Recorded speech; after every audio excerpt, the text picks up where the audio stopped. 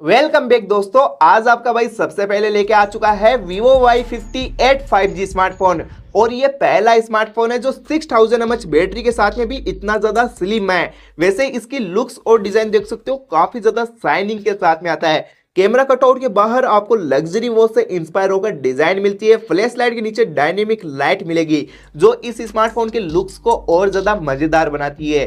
तो आज आपको मैं इस स्मार्टफोन के कमाल धमाल मजेदार हिडन फीचर्स बताने वाला हूं, टिप्स एंड ट्रिक्स है जिनको जानने के बाद में आप खुद बोलोगे भाई मजा आ गया। इस स्मार्टफोन के रियर में 50 मेगापिक्सल का रियर कैमरा मिलता है, 6000 mAh बैटरी मिलती है और प्रोसेसर इसमें आपको स्नैपड्रैगन 4 Gen 2 मिलता है जो 4 नैनोमीटर चिपसेट के साथ में बेस्ट है। वैसे स्मूथनेस के साथ में डिस्प्ले भी काफी कमाल की है।